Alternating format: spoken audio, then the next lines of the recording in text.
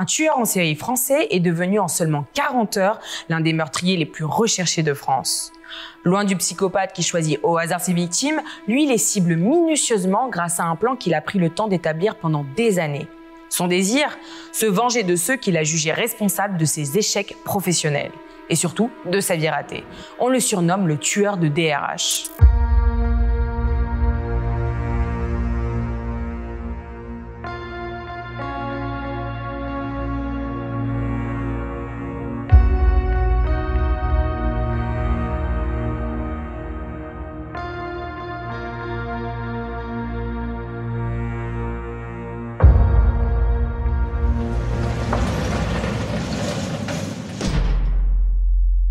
On est en janvier 2021 et tout commence sur le parking de Knauf, une entreprise spécialisée dans les isolations thermiques, basée dans le Haut-Rhin.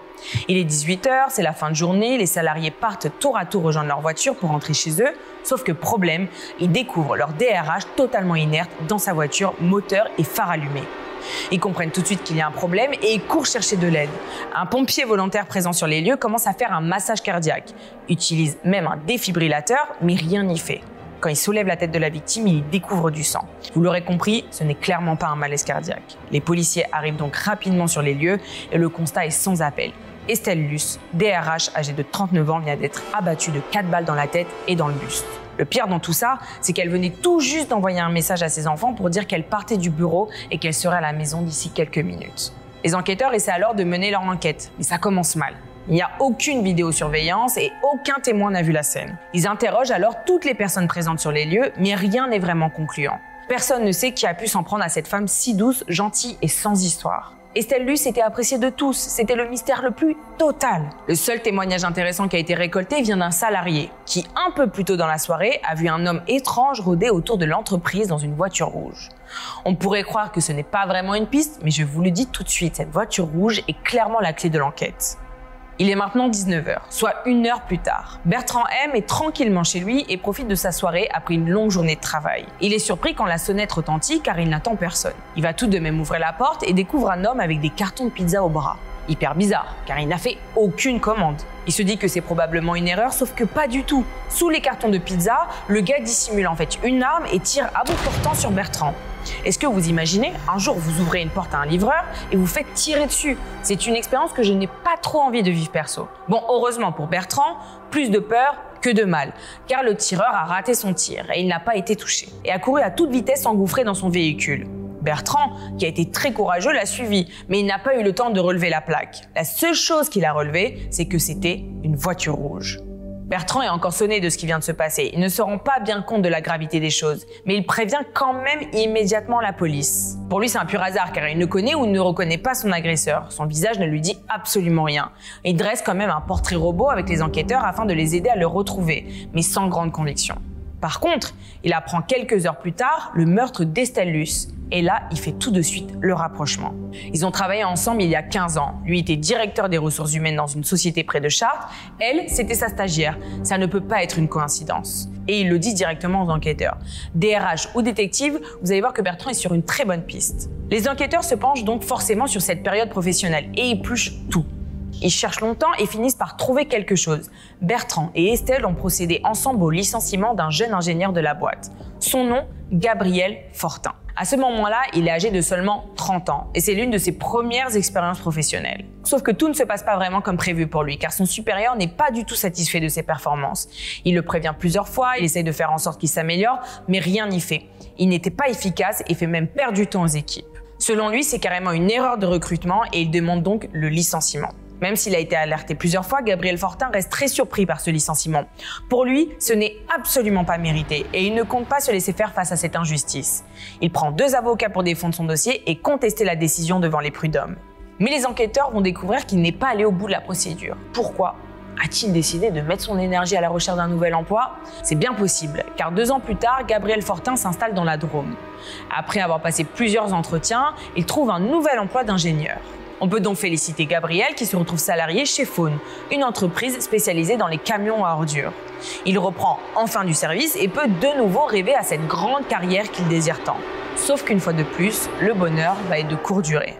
Ses compétences sont une fois de plus très vite remises en question et il ne fait pas du tout l'affaire. Son directeur dit qu'il n'est pas à la hauteur de son CV et ne comprend pas pourquoi il a été recruté. Seulement quelques mois après son embauche, le voilà une nouvelle fois licencié. Il s'inscrit donc à Pôle emploi et touchera des indemnités pendant plusieurs années. Vous allez voir que c'est un détail important parce que c'est justement à Pôle emploi que son désir de vengeance se poursuivra. C'est le matin suivant le meurtre d'Estelle Luce et l'agression de Bertrand M qui s'est rendu dans l'agence Pôle emploi de Valence, où il était inscrit auparavant. L'établissement n'était ouvert que depuis quelques minutes quand il s'engouffre dedans. Il y a des images de vidéosurveillance sur lesquelles on le voit d'ailleurs, et on le voit plutôt bien. Alors, il porte un masque chirurgical, mais rien de bien étonnant puisqu'on était en pleine pandémie de Covid-21. Par contre, détail surprenant, ou pas d'ailleurs, mais sa main droite est dissimulée dans un sac plastique. Il a donné une fausse identité à l'accueil, puis il est directement allé au bout du couloir vers le service des indemnisations. Le mec connaissait les locaux comme sa maison apparemment. Donc il a ouvert la porte et il a pointé son arme sur la personne installée derrière le bureau. Il tire plusieurs fois sur Patria Pasquion, 54 ans, maman de 2 adolescentes. Tout comme Estelle Luce, elle n'a eu aucune chance et est décédée en quelques secondes. À ce moment-là, vous vous doutez bien que c'est la grosse panique dans les bureaux. Et si une partie des fonctionnaires se cache par peur de se faire eux aussi tirer dessus, une autre essaie de rattraper l'homme qui vient d'abattre froidement leur collègue.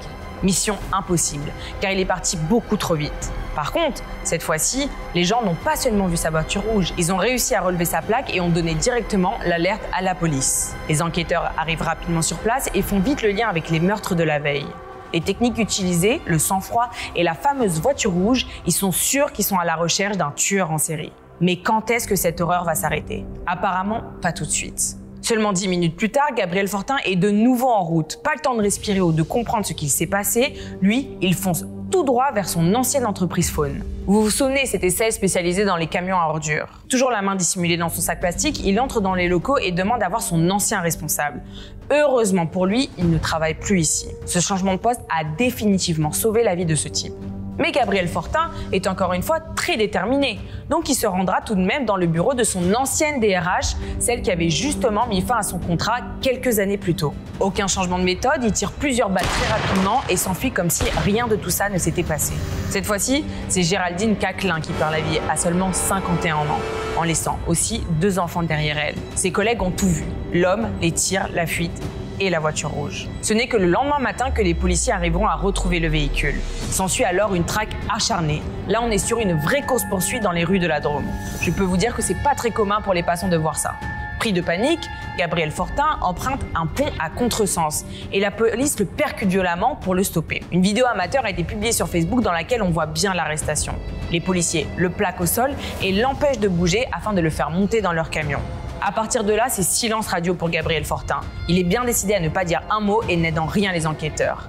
Ils devront sans relâche mettre bout à bout les preuves récoltées afin de faire la lumière sur cette affaire et apporter des réponses aux familles. La première question qu'ils se posent et que tout le monde se pose finalement, c'est comment peut-on passer d'un citoyen lambda sans histoire, totalement inconnu des services de police, à un tueur en série en quelques heures? Qu'a-t-il pu se passer dans la tête de Gabriel Fortin pour mettre en place un scénario si sanglant? Les enquêteurs ont eu énormément de mal à comprendre ce meurtrier si silencieux malgré des tonnes d'interrogatoires. Il n'a jamais voulu expliquer ses motivations et les gendarmes ont dû éplucher son passé et regrouper un grand nombre de témoignages pour connaître l'homme qui se cache derrière tout ça. Et surtout, pour comprendre la mise en place de ce projet meurtrier fou. Et je vous le dis, ils ont fait de sacrées découvertes. Contrairement à d'autres histoires similaires, ce n'est pas dans l'enfance qu'il faut remonter pour comprendre le processus de Gabriel Fortin. Ce sont vraiment ses échecs professionnels qui sont au cœur de ce projet, si on peut appeler ça comme ça. En rencontrant plusieurs proches du tueur, ils ont vite compris qu'il avait vraiment très mal vécu ces 2 expériences pro non concluantes. Il n'a d'ailleurs jamais retrouvé de travail après son second licenciement, et c'est là que se trouve le point de départ. Les allocations Pôle emploi l'ont aidé un temps, mais ensuite, comme il n'a pas signé de nouveaux contrats, Gabriel Fortin s'est retrouvé au RSA et ne pouvait plus assumer son train de vie. Il a donc dû retourner vivre chez sa mère. Là, c'est l'isolement total. Il perd complètement confiance en lui et se coupe petit à petit de toute vie sociale. Il s'éloigne de ses proches, il ne donne plus de nouvelles, il ne veut plus sortir, donc il ne voit plus personne. Et là commencent ces longues journées solitaires à ruminer sur ses échecs. En gardant tout pour lui, sans jamais se confier, Gabriel Fortin commence à perdre les pédales et des découvertes assez terrifiantes ont été faites par les enquêteurs. Déjà, en fouillant son historique internet, les policiers s'aperçoivent que Gabriel Fortin passe une grande partie de son temps libre à utiliser des faux pseudos pour dénigrer ses anciens employeurs. Il laisse des avis négatifs partout pour se plaindre des entreprises pour lesquelles il a travaillé, pas compétente, pas fiable, pas respectueuse. Il a la main lourde sur les critiques, un vrai troll et il ne s'arrête pas là. Il passe aussi énormément de temps à rédiger d'innombrables lettres qu'il envoie en permanence à la justice, au ministre et à la police. Après lecture de ces courriers, les enquêteurs découvrent une certaine paranoïa chez Gabriel Fortin.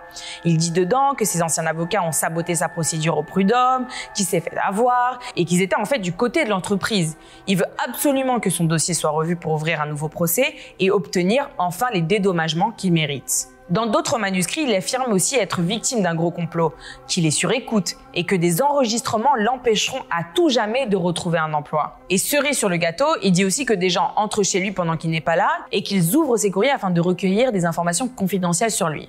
Alors soit le type, il vit dans une série hollywoodienne, soit il est en train de complètement perdre la tête. Et mon petit doigt me dit que c'est la deuxième option.